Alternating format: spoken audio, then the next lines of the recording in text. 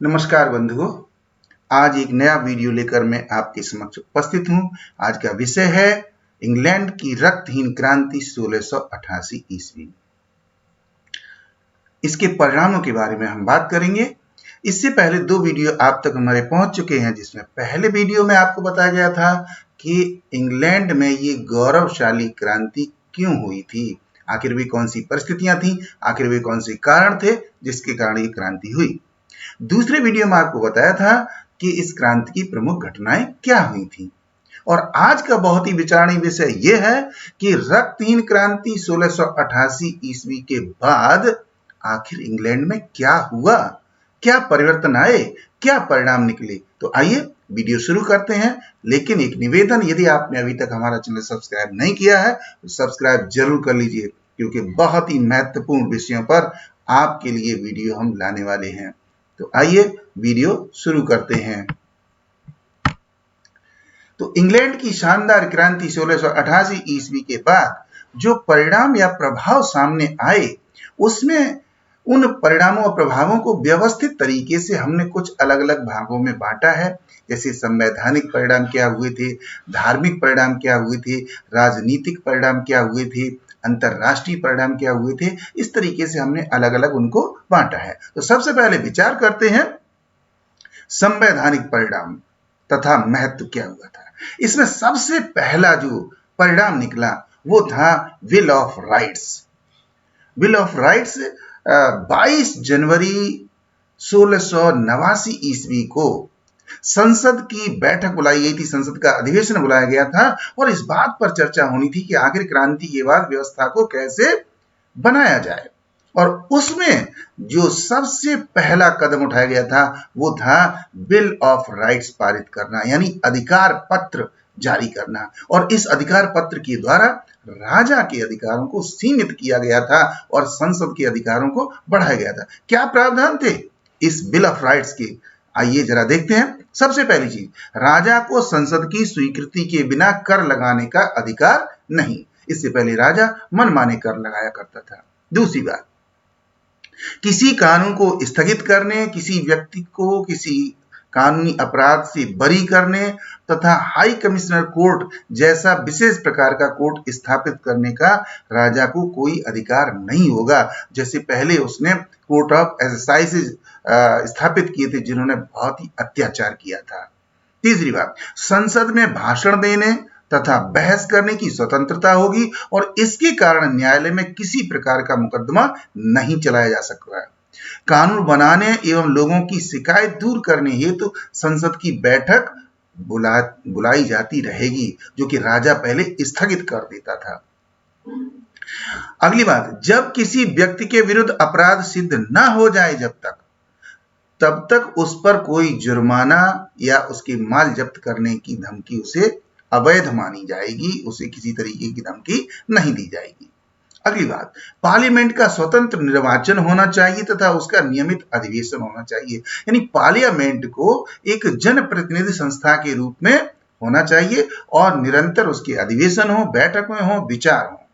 अगली बात, विलियम तथा मैरी को संयुक्त रूप से इंग्लैंड का ताज भेंट किया जाए।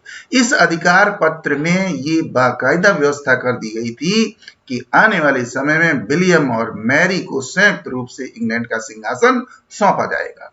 अगली बात, राजा संसद की स्वीकृति के बिना सेना नहीं रख सकता। जैसा कि राजा ने क्या किया था, जेम्स द्वितीय ने इंग्लैंड के चारों तरफ 13,000 स्थायी सेना लगा दी थी। तो अब ये उस पर रोक लगा दी गई कि राजा किसी प्रकार की स्थायी सेना नहीं रख पाएगा, उसको संसद से स्वीकृति लेनी होगी। अगली बात, विलियम तथा मैरी के पश्चात उनकी संतान शासक बनेगी और उनकी संतान के अभाव में मैरी की बहन एन थी, जो कि जेम्स की दूसरी बेटी थी, उससे उत्पन्न संतान शासक बनेगी। और अगर एन के भी संतान नहीं है तो उसके अभाव में विलियम की अन्य पत्नियों से उत्पन्न संतान को इंग्लैंड की राजगद्दी सौंपी जाएगी। तो ये 8 व्यवस्थाएं, बहुत ही महत्वपूर्ण व्यवस्थाएं इस बिल ऑफ राइट्स के द्वारा की गई थी। अगली बात देखते हैं। यहां पर मैंने एक चित्र प्रस्तुत किया है, मानचित्र है, और इस मानचित्र में मैंने दिखाया है कि विलियम किस रास्ते से इंग्लैंड आया था और किस तरीके से उसने जेम्स को पदच्युत करवाया था। लेकिन जेम्स 23 दिसंबर 1688 ईस्वी को फ्रांस चला गया, परंतु फिर भी उसकी महत्वाकांक्षा कम नहीं हुई और फिर से उसने अपने ट्रुप्स इकट्ठे किए और फिर इंग्लैंड की ओर चल दिया।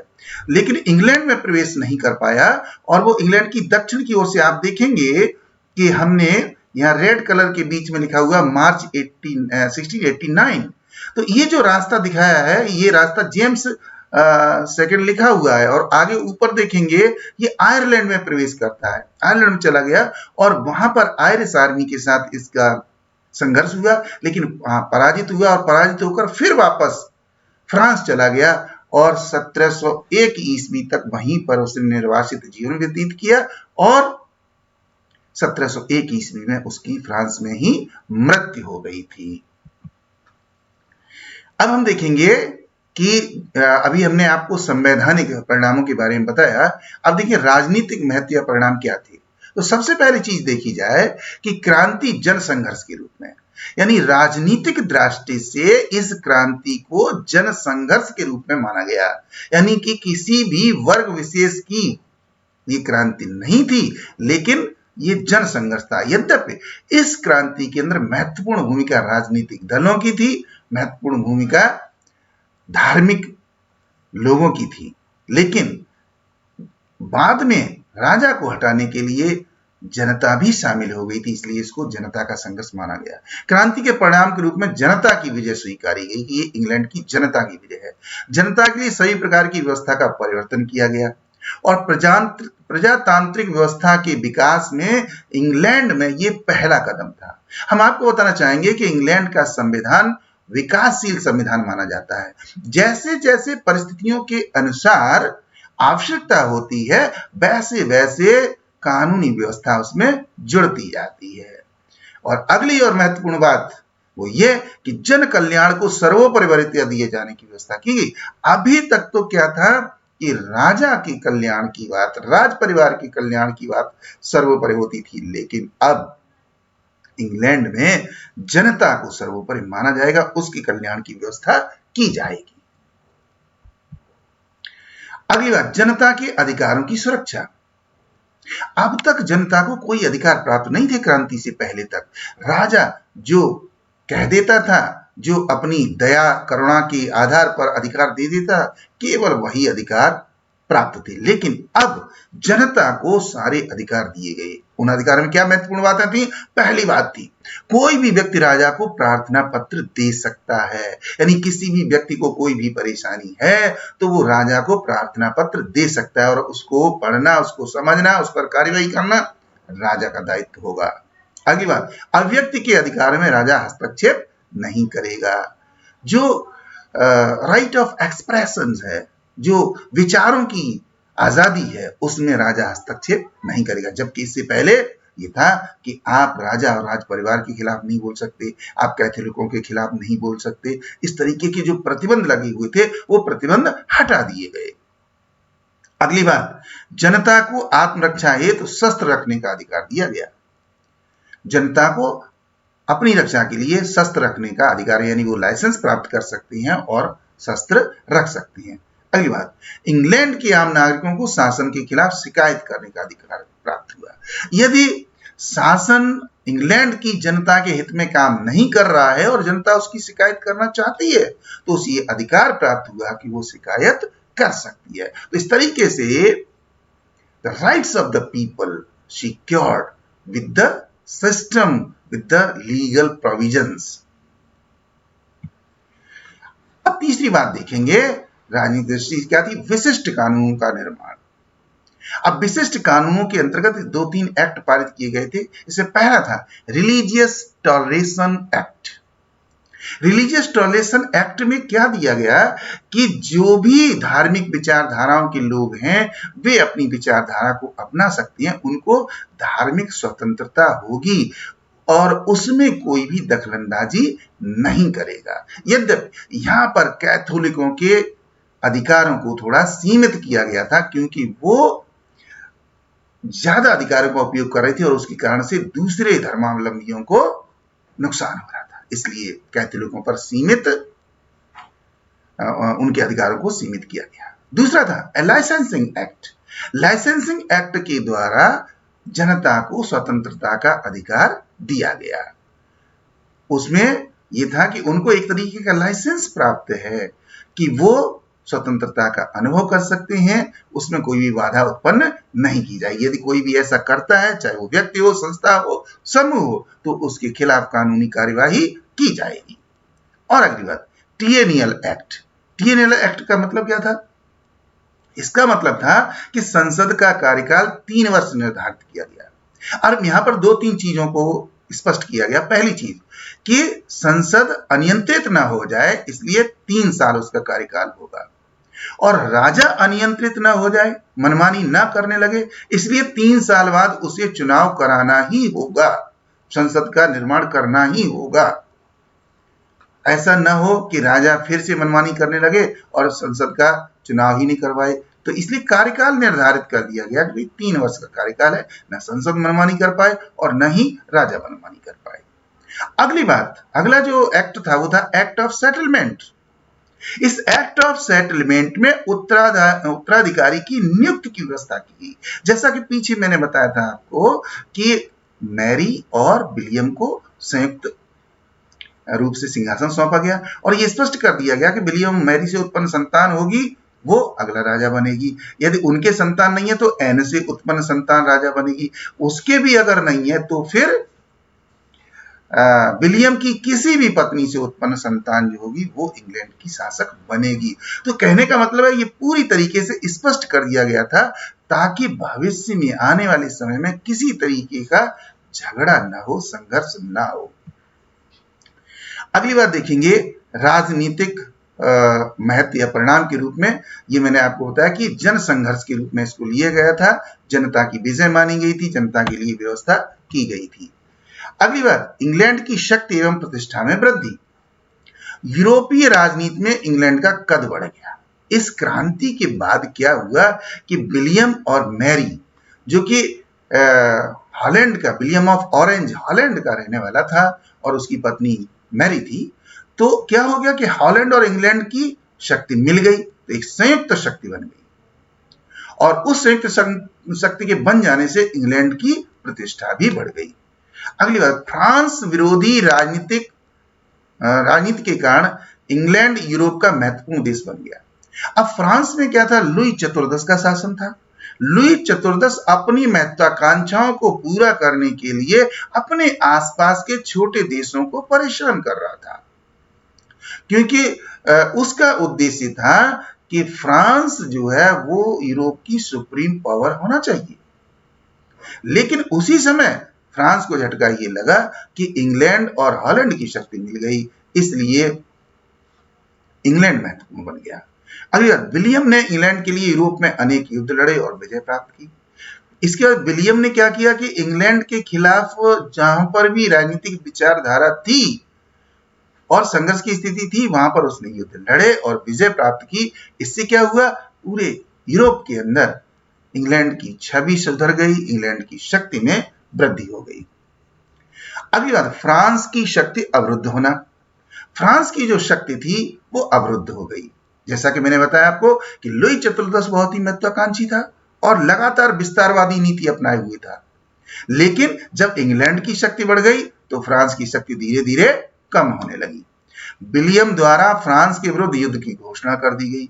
जो लुई चतुर्दश अपने आप को यह समझता था, अजेय समझता था और अपने आप को सन किंग कहता था, सूर्य राजा कहता था, उसके सामने भी चुनौती खड़ी हो गई और विलियम ने युद्ध की घोषणा कर दी। इससे क्या हुआ?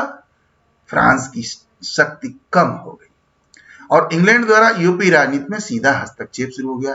अब यूरोप के जो दूसरे देश थे वहां पर इंग्लैंड ने हस्तक्षेप शुरू कर दिया, उनके राजनीतिक मामलों को सुलझाने लगा, उनकी आर्थिक मदद करने लगा और उनके साथ संबंध बनाने लगे। अगली बात, यूरोप में विलियम ने इंग्लैंड को प्रथम श्रेणी की शक्ति बना दिया और लुई चतुर्दश की शक्ति में बहुत कमी आ गई। अब इंग्लैंड जो है वो यूरोप का प्रथम श्रेणी का राज्य बन गया, जबकि प्रथम श्रेणी का राज्य बनने की कोशिश कौन कर रहा था? फ्रांस कर रहा था, लुई चतुर्दश कर रहा था। तो चूंकि उस स्थान पर इंग्लैंड पहुंच गया तो लुई चतुर्दश की शक्ति में कमी आ गई और फ्रांस की शक्ति अवरुद्ध हो गई। अगले प्रकार के जो हम कारण देखेंगे वो संसदीय महत्व तथा परिणाम। संसदीय महत्व क्या हुआ, संसदीय परिणाम क्या निकले? सबसे पहला, राजा और संसद की हुई संघर्ष समाप्त हो गया। संसद को संवैधानिक सर्वोच्चता प्राप्त हुई। मैंने आपको पहले ही बताया कि इंग्लैंड का संविधान विकासशील संविधान माना जाता है, तो उसके आधार पर जो अब तक संवैधानिक सर्वोच्चता राजा को प्राप्त थी वो अब संसद को मिल गई। अब जितनी महत्वपूर्ण नियुक्तियां थी, चाहे वो पादरियों की नियुक्ति हो, चाहे वो गवर्नर की नियुक्ति हो, चाहे वो सेना नायकों की नियुक्ति हो, वो निर्णय सभी राजा के द्वारा लिए जाते थे। लेकिन अब ये निर्णय किसके द्वारा लिए जाएंगे? संसद के द्वारा लिए जाएंगे। अगली बात, सिविल लिस्ट तैयार की गई और इस सिविल लिस्ट में व्यवस्था क्या की गई कि जो आय व्यय होगा, उस आय व्यय का जो खर्चा होगा, पूरा ब्यौरा होगा, वो संसद बनाएगी, संसद ही उस पर नियंत्रण रखेगी और संसद ही व्यय के लिए धन की स्वीकृति प्रदान करेगी। अगली बात, राजा द्वारा लिए जाने वाले सभी प्रकार की अंतिम निर्णय पर संसद की स्वीकृति आवश्यक कर दी। यानी राजा अब जो भी निर्णय लेगा उन निर्णयों को तब तक नहीं लागू किया जा सकता जब तक कि संसद उसको स्वीकृति ना दे दे। क्योंकि इससे पहले क्या होता था, राजा जब चाहे जब नई लगान लगा देता था, नई टैक्स लगा देता था, तरह तरह के जुर्माने लगा देता था और संसद कोई भी दखलंदाजी नहीं कर पाती थी, जिससे जनता को भारी समस्याओं का सामना करना पड़ा था। अगली बात देखेंगे, मंत्रिमंडलीय या कैबिनेट व्यवस्था का आरंभ। दलीय व्यवस्था की भूमिका में परिवर्तन हो गया।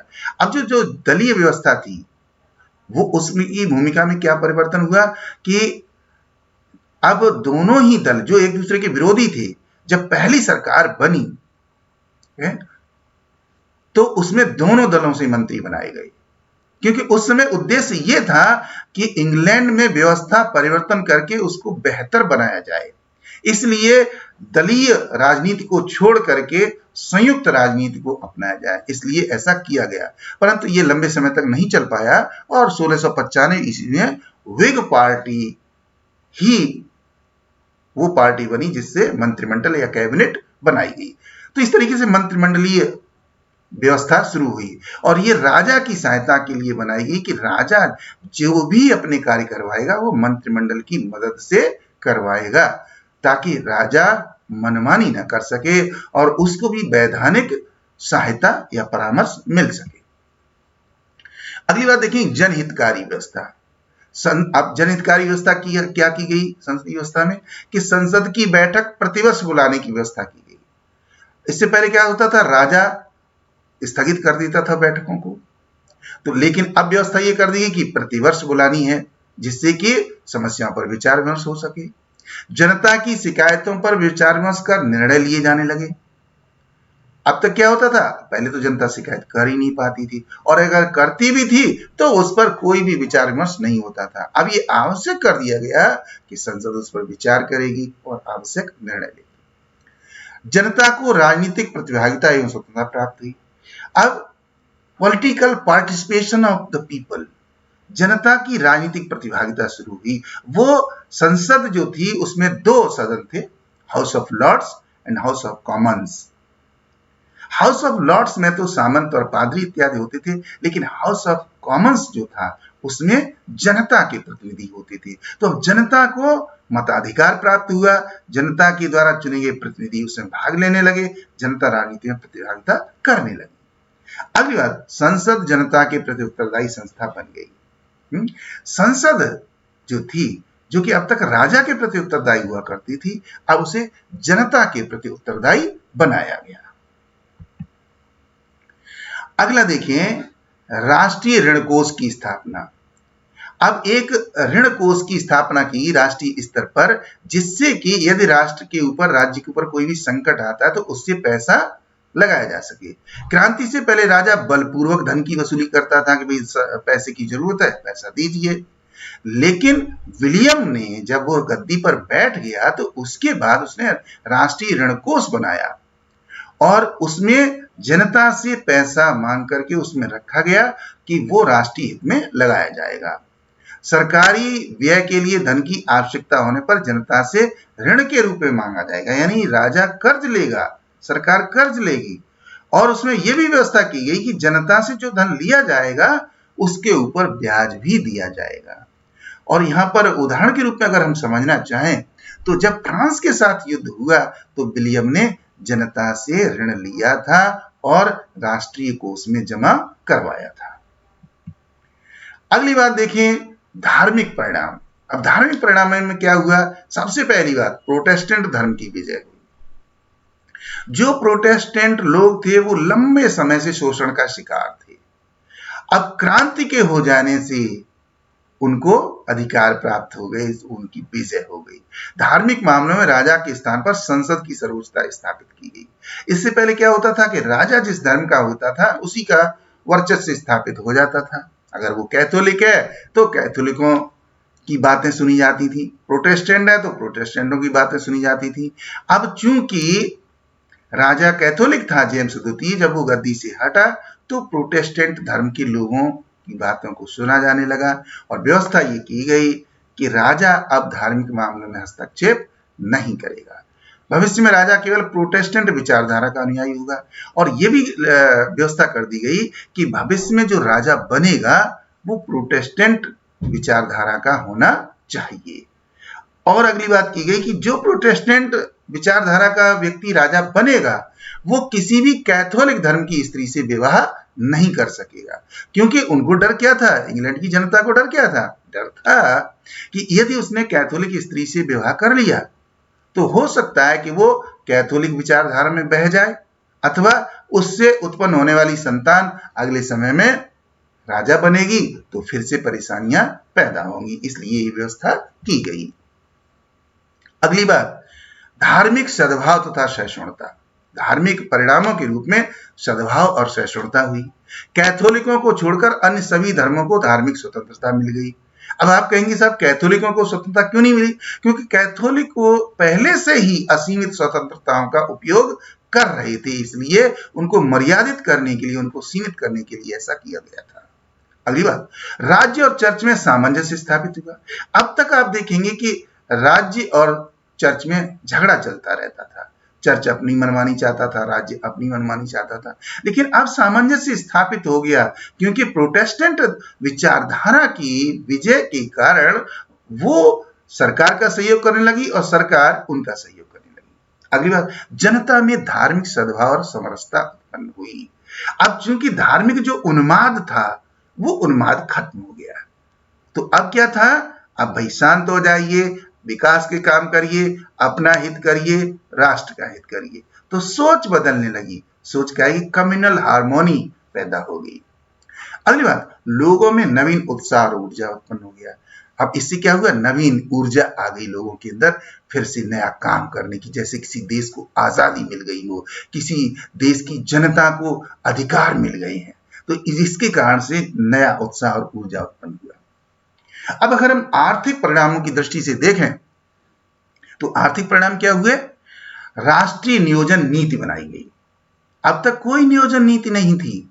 अब क्योंकि सब कुछ व्यवस्थित हो गया तो राष्ट्रीय स्तर पर नियोजन प्लानिंग पॉलिसी बनाई गई, नेशनल प्लानिंग पॉलिसी, जिससे कि राज्य की समस्याओं को कैसे हल किया जाए, कैसे विकास के लिए काम किया जाए, कैसे पुनर्निर्माण का काम किया जाए। अगली बात, ऋण पर ब्याज दिए जाने की व्यवस्था हुई। जैसा कि हमने पीछे बताया था कि अगर जनता से ऋण लिया जाएगा तो उस पर ब्याज दिया जाएगा। इससे क्या हुआ? जनता के आर्थिक हितों की रक्षा हुई। अगली व्यवस्था जो आर्थिक परिणामों के रूप में देखी गई वो थी आर्थिक पुनर्निर्माण का मार्ग प्रशस्त हुआ। अब तक क्या था? बस झगड़े थे, नफरत थी और अत्याचार थे। अब क्या होने लगा? कुछ नया करो, उद्योग स्थापित करिए, कुछ कारखाने बनाइए, कुछ और करिए, कोई पुनर्निर्माण करिए। तो अब सोच बदल चुकी थी। अगली बात, 1694 ईस्वी में धन उपलब्ध कराने के लिए बैंक ऑफ इंग्लैंड की स्थापना की गई। मतलब ये पहला कदम था इंग्लैंड के अंदर जब आर्थिक क्षेत्र में एक बहुत बड़ा क्रांतिकारी परिवर्तन हुआ, जब बैंक ऑफ इंग्लैंड की स्थापना की गई। और उसके बाद 1696 ईस्वी में मुद्रा सुधार किया गया, यानी कि जो अभी तक मॉनेटरी चल रही थी और उस पर राजा के हस्ताक्षर होते थे, राजमोहर होती थी, उन चीजों को अब हटा दिया गया। अब नई मुद्रा लाई गई, नए तरीके से सुधार किए गए। अगली बात देखिए, अंतरराष्ट्रीय परिणाम क्या हुए। अंतरराष्ट्रीय परिणामों की दृष्टि से अगर हम देखें तो इंग्लैंड की शक्ति एवं प्रतिष्ठा में अभूतपूर्व वृद्धि हुई। विश्व में प्रजातांत्रिक विचारों को बढ़ावा मिला। इंग्लैंड की क्रांति ने प्रजातांत्रिक विचारों को जन्म दिया, जो कि धीरे धीरे दूसरे देशों में भी फैले। अन्य देशों में भी जन अधिकारों की मांग होने लगी। जब इंग्लैंड के अंदर लोगों ने अधिकारों की मांग करके क्रांति करवा ली और रक्तहीन क्रांति हो गई, राजा को अपना सिंहासन छोड़ना पड़ा, तो उसको देख करके दूसरे देशों में भी इसी तरीके की विचारधारा उत्पन्न होने लगी। और क्या हुआ, नए क्षेत्रों की खोज एवं तरह तरह के अन्वेषण होने लगे। नए क्षेत्रों की खोज होने लगी, नए तरीके की अन्वेषण होने लगे ताकि विकास किया जा सके, आर्थिक समृद्धि आ सके। अगली बात, सरकार की राष्ट्रीय नीति से अंतरराष्ट्रीय व्यापार और वाणिज्य में वृद्धि हुई। क्योंकि सरकार ने अपनी राष्ट्रीय नीति बनाई थी और उस राष्ट्रीय नीति के अंतर्गत अंतरराष्ट्रीय व्यापार को भी शामिल किया गया था, इसलिए व्यापार और वाणिज्य में वृद्धि हुई। तो इस तरीके से देखेंगे कि इंग्लैंड की रक्तहीन क्रांति 1688 ईस्वी में क्रांति के बाद क्या परिवर्तन हुए थे देश के अंदर और देश के बाहर, इन पर हमने एक एक करके बारीकी से विचार करने की कोशिश की है, आप तक विचार पहुंचाने की कोशिश की है। उम्मीद करता हूं कि आपको वीडियो पसंद आया होगा, और अगर आपको वीडियो पसंद आया है तो इसे लाइक और शेयर अवश्य कर लीजिए और हमारे आने वाले वीडियो देखते रहिए ताकि आपको व्यवस्थित जानकारी मिलती रहे। Okay, thank you very much, good luck, good bye, Jai Hind.